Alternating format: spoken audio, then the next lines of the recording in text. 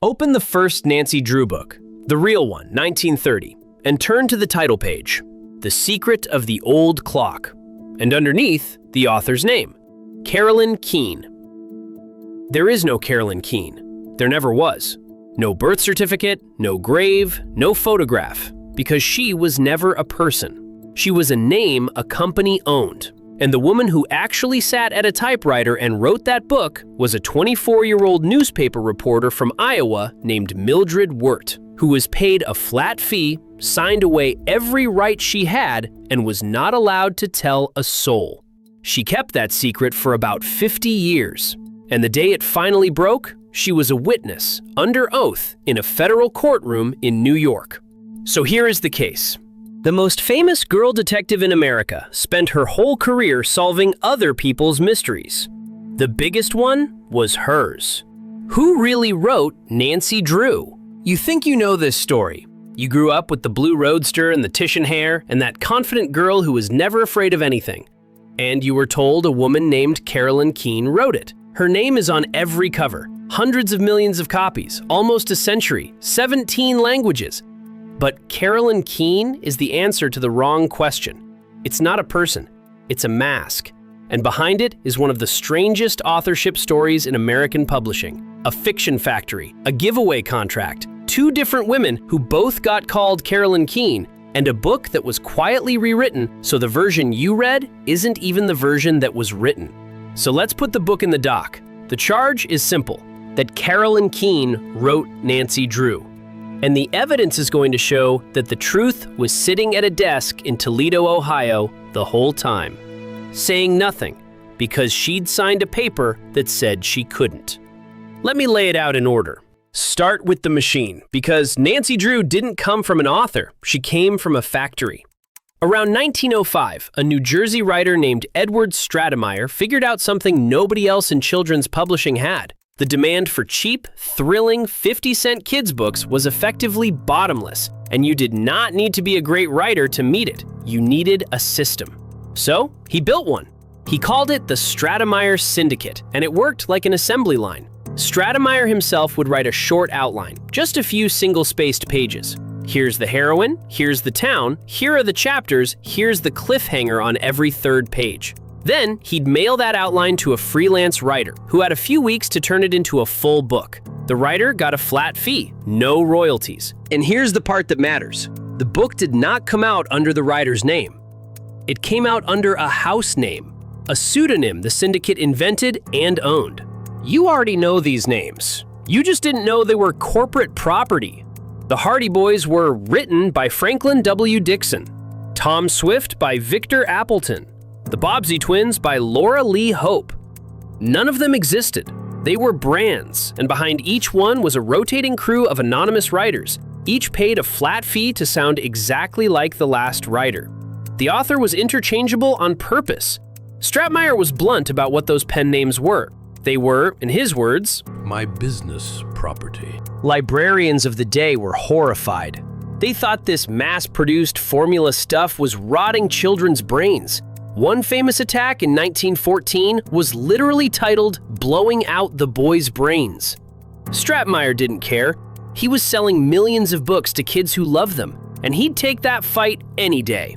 What he needed in 1929 was a girl, because the Hardy Boys, launched in 1927, were a hit, and Stratemeyer realized there was no equivalent for girls. So he sketched one. He pitched a new series to his publisher, Grosset and Dunlap, and described his heroine on paper. She was to be an up-to-date American girl at her best. Bright, clever, resourceful, and full of energy. He tried out names. Stella Strong, Nan Drew. The publisher liked Nan Drew, but lengthened it. And Nancy Drew was born. On paper, in an outline. Stratemeyer drew the blueprint. The motherless girl, the indulgent lawyer father, Carson Drew, the small town of River Heights, the shiny blue roadster she drove herself. But Edward Stratemeyer did not write books anymore. He wrote outlines. To turn this blueprint into a living girl, he needed a ghost. And the ghost he picked changed everything. Her name was Mildred Augustine Wirt. She was 24 years old, from the tiny town of Ledora, Iowa, and she was not a typical young woman of 1929. She had been the first person ever to earn a master's degree in journalism from the University of Iowa. She was a competitive diver. Later in life, she would fly her own airplane and report from Central American jungles. She wanted, badly, to be a writer, and she'd already been ghostwriting other series for the Syndicate, learning the trade.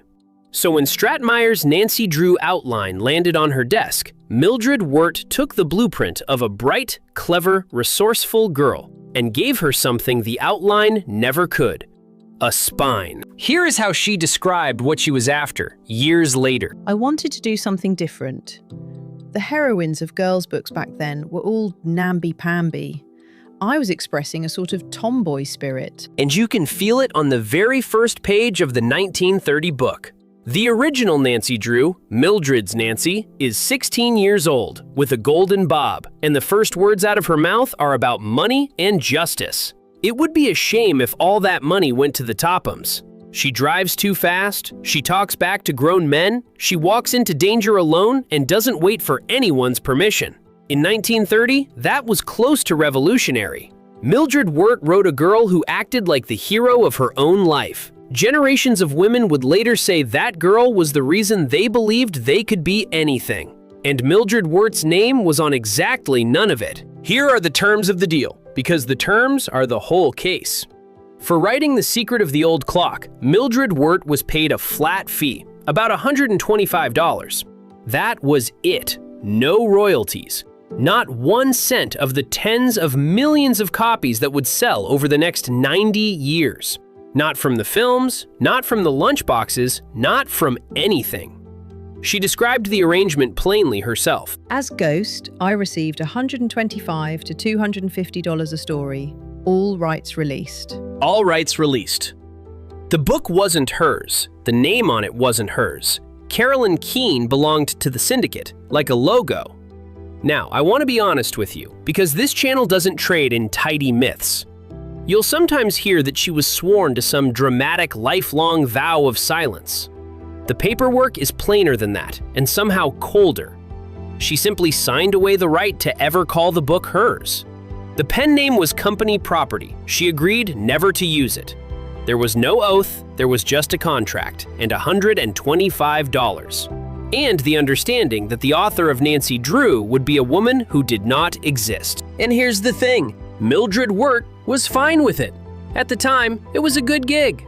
She never played the wounded artist. Ask her about it decades later, and she'd shrug. I didn't analyze it. It was just a job to do. It was a day's work. I did it just like I did my newspaper work. That's the quiet tragedy of it, actually. She wasn't robbed in a back alley. She did honest work, took her fee, and moved on to the next assignment, and the next, and the next. She'd eventually write 23 of the first 30 Nancy Drew books, and 100-odd others besides. It was only later, when someone else started taking the credit, that the silence she'd agreed to began to feel like a theft. The Secret of the Old Clock hit stores on the 28th of April, 1930, and it didn't come out alone. The Syndicate released 3 Nancy Drew books on the same day. They called it a breeder set. Throw out several at once, hook the reader, see if the series breeds. It bred. Nancy Drew was a phenomenon almost immediately. Within 2 years, she was outselling the Hardy Boys, the very series she'd been built to match. A magazine in 1934 called her the greatest phenomenon among all the 50 centers. Kids didn't just read Nancy Drew, they inhaled her. But the man who invented her never got to see it. 12 days after those first books appeared, 12 days, Edward Stratemeyer died of pneumonia. He launched the biggest success of his life and was gone before the month was out. The Fiction Factory and the empty name Carolyn Keene passed to his 2 daughters, and one of them, Harriet, was going to spend the next 50 years deciding what that name meant. But before we get to Harriet, you need to know one more thing the company did, because it changes what book you've actually read. The Nancy Drew on your shelf is almost certainly not the book Mildred Wirt wrote. Starting in 1959, the Syndicate went back and rewrote the early books from scratch. They cut them down from 25 chapters to 20, mostly because a shorter book was cheaper to print. They modernized the slang, and they sanded Nancy down, aged her up from 16 to 18, took away the pistol she used to carry, made her politer, softer, more sugar, less spice. And there's a harder reason they rewrote them, one we shouldn't skip past. The original 1930 books carried the casual racism of their era, and The Secret of the Old Clock is a clear example. In the first version, a caretaker named Jeff Tucker is a black man, written in heavy, mocking dialect, tricked into getting drunk by the robbers, and treated by Nancy and the police with open contempt. It's ugly, and it's right there on the page. So when the Syndicate revised the book in 1959, they fixed it. But watch how. They didn't reckon with the stereotype. They just deleted the man. In the new version, Jeff Tucker is simply white. The racism wasn't confronted. The black character was erased, and Nancy's whole world quietly went monochrome. That's the uncomfortable truth under the nostalgia. The Nancy Drew most people love is a revised, softened, whitewashed edition. Mildred Wirt's sharper, stranger, more troubling original was rewritten right out from under her, and for decades, almost nobody could even read it. Now, Harriet. Harriet Stratemeyer Adams, Edward's daughter, took over the Syndicate and ran it for more than 50 years. And I want to be fair to her, because this is where the easy version gets it wrong. Harriet Adams was not a fraud who wrote nothing. She genuinely wrote and edited a great many later Nancy Drew books herself. She personally led that 1959 rewrite. By any measure, she is one of the real authors of the series. But somewhere along the way, she started telling a bigger story. Beginning in the 1960s, Harriet Adams began presenting herself publicly as the author of Nancy Drew, as Carolyn Keene. She gave interviews. She told reporters she'd written the books from her father's outlines after he died, and the claim kept growing. By the late 1970s, as a Nancy Drew TV show put her in the spotlight, she was claiming she had written all of them, and no longer admitting that any had been ghostwritten at all. Out in Toledo, Mildred Wirt, now Mildred Wirt Benson, a working newspaper woman in her 70s, was watching this happen. And it bothered her. Not the money, the facts. She wrote in a private letter, Mrs. Adams of the Syndicate is blanketing the country with statements that she is the author. It seems silly. Yes, I do hate to see facts distorted. I do hate to see facts distorted. That's a journalist talking.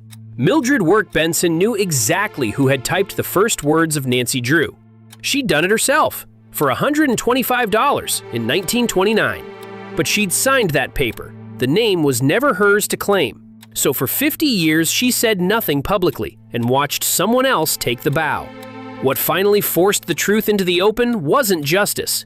It was a lawsuit about money. In 1979, the Syndicate decided to move the Nancy Drew and Hardy Boys books to a new publisher, Simon & Schuster, after 50 years with Grosset and Dunlap. Grosset and Dunlap sued, and the case landed in federal court in New York in 1980. Now, to win, Grosset and Dunlap needed to argue something delicate, that the Syndicate didn't fully own these books, because the Syndicate hadn't actually written them. Ghostwriters had.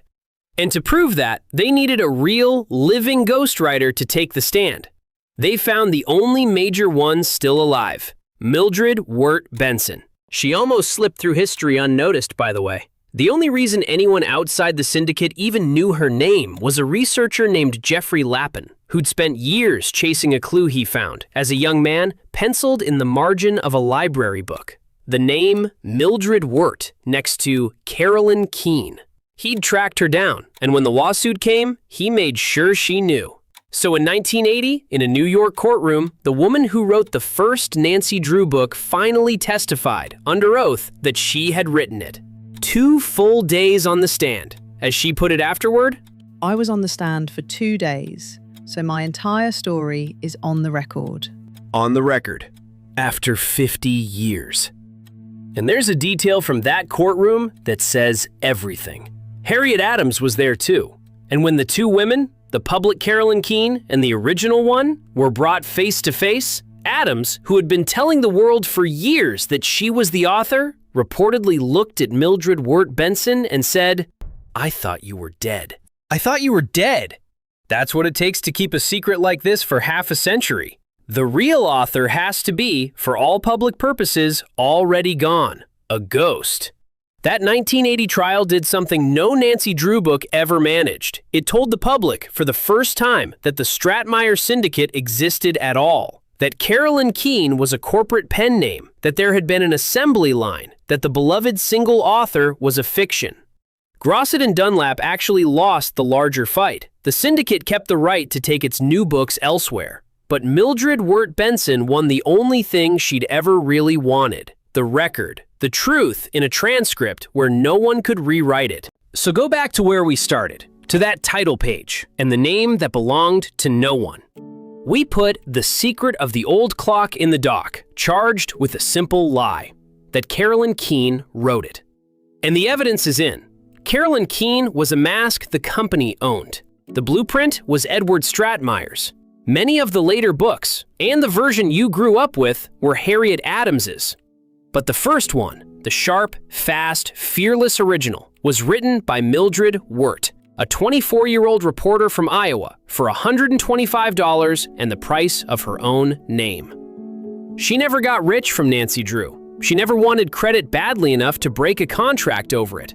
She just kept working. Over 130 books, a flying license, a newspaper column she was still writing in her 90s. She died in 2002 at 96 after falling ill at her desk at the Toledo Blade, still on the job. And on the 1st of January 2026, The Secret of the Old Clock, the real one, the 1930 original, finally entered the public domain. Out from behind the byline, in the open, free. So, what's the verdict? Not guilty. The author was real the whole time. She sat at a typewriter in Iowa and gave a generation of girls a hero.